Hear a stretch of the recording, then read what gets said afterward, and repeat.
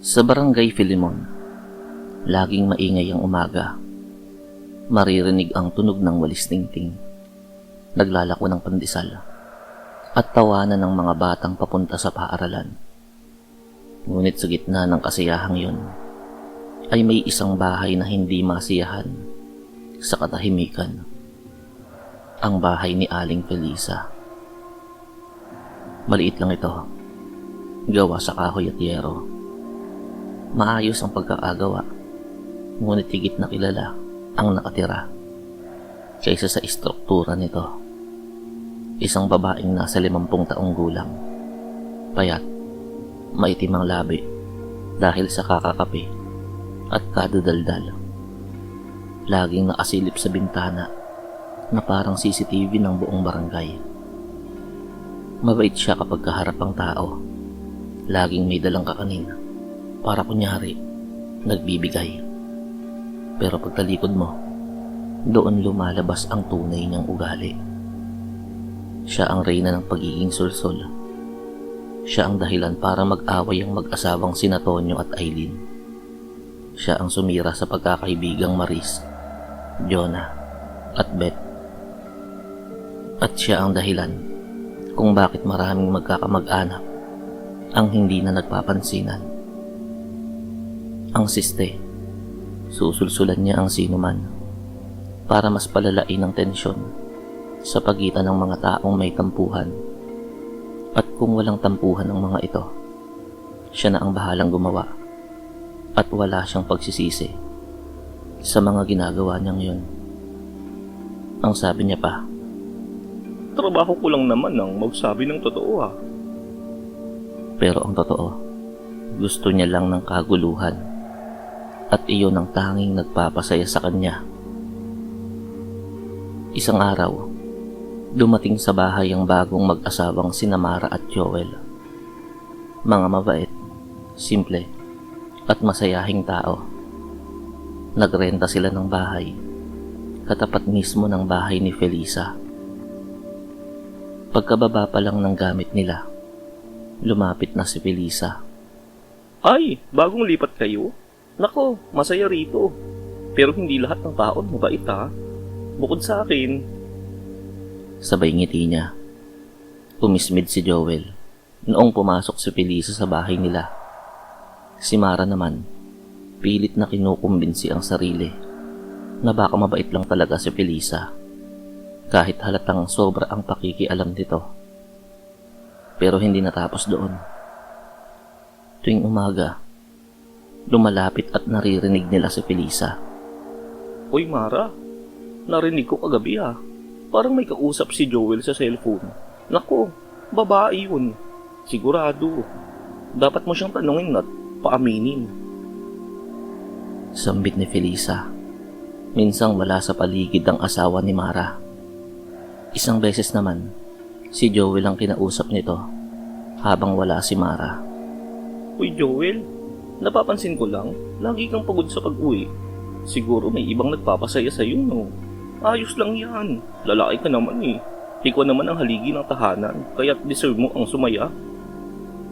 Noong una, iniwasan nila at hindi sila nagpapaapekto dahil nakukutuban nila na mahilig manulsol si Felisa.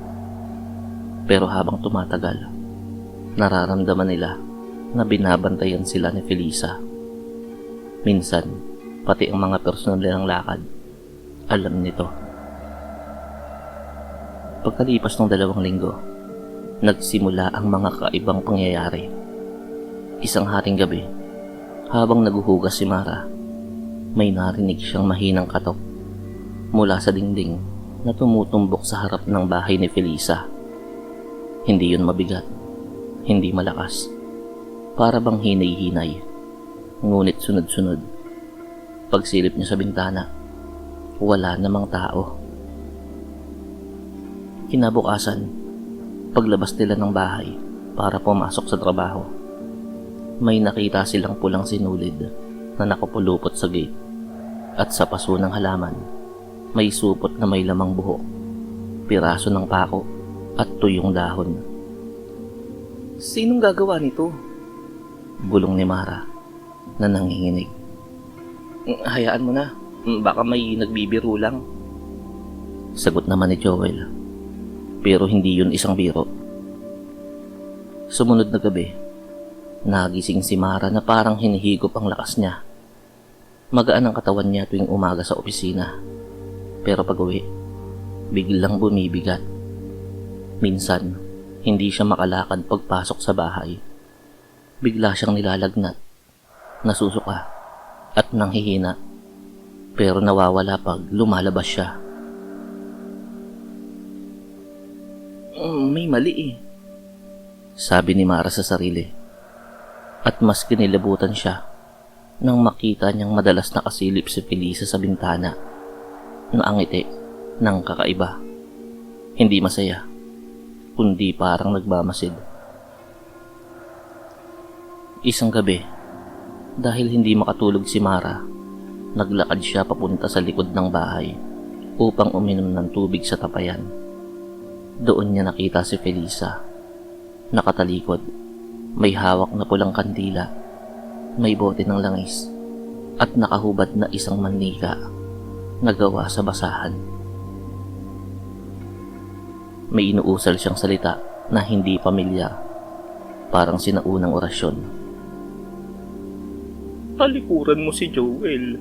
Hindi kayo magiging masaya. Nanlumo si Mara. Gusto niyang sumigaw, pero parang may pumipigil sa kanya. Tumakbo siya pabalik sa bahay, nanginginig. Joel, may ginagawa si Felisa. Kakaiba. Ngunit hindi agad naniwala si Joel. Akala niya, dala lang yun ng pagod ng asawa. Kinabukasan, hindi na kaya ni Mara ang bigat ng katawan. Dinala siya ni Joel kay Aling Sima, ang kilalang manghihilot at albularyo ng barangay. Pagkapasok pa lang nila sa bahay ng matanda, tumaas na ang kilay nito. Anak, may nakakabit sa'yo.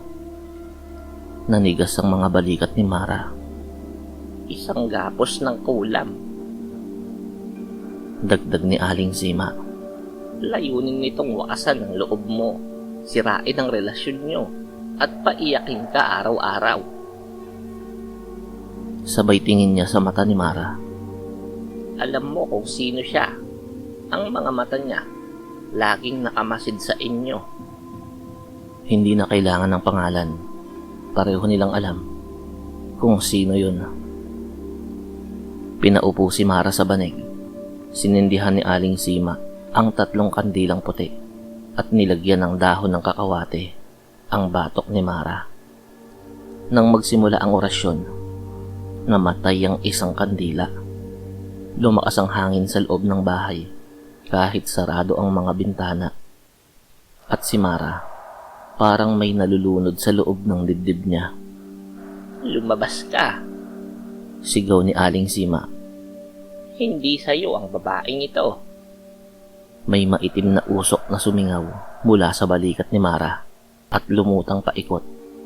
Parang usok mula sa apoy, ngunit hindi nasusunog. Hanggang kumawala ito at nawala sa hangin. Humupa ang bigat na nararamdaman ni Mara. Nakakahinga na siyang muli ng maluwag. Ngunit sa mga oras na yon, habang ginagamot si Mara, si Felisa naman sa kanyang sariling bahay ay sumisigaw. Nagsusuka ng itim na likido at nanghihina na parang hinihigop ang buhay. Nadinig siya ng mga kapitbahay at agad siyang dinala sa ospital. Pero ayon sa doktor, wala itong sakit. Parang pagod lang. Ngunit alam ng barangay na hindi yun pagod. Kinabukasan, nang bumisita si Mara at Joel, nagulat sila nang humagulgol si Felisa. Ako ang may kasalanan. Nakita ko kayong masaya at naiinggit ako. Gusto kong magkagulo kayo para sumaya ako. Kaso nga lang, hindi umubra sa inyo ang panunulusol ko Kung kaya't kinulam ko si Mara. Pero habang umiiyak siya, humigpit ang kanyang dibdib. Parang may natitirang sumpang kumaagat sa kanya. Tumango si Mara. Felisa. Kaya kasi sinumpa ng sarili mong gawa dahil mas pinili mo ang manira kaysa maging mabuting tao.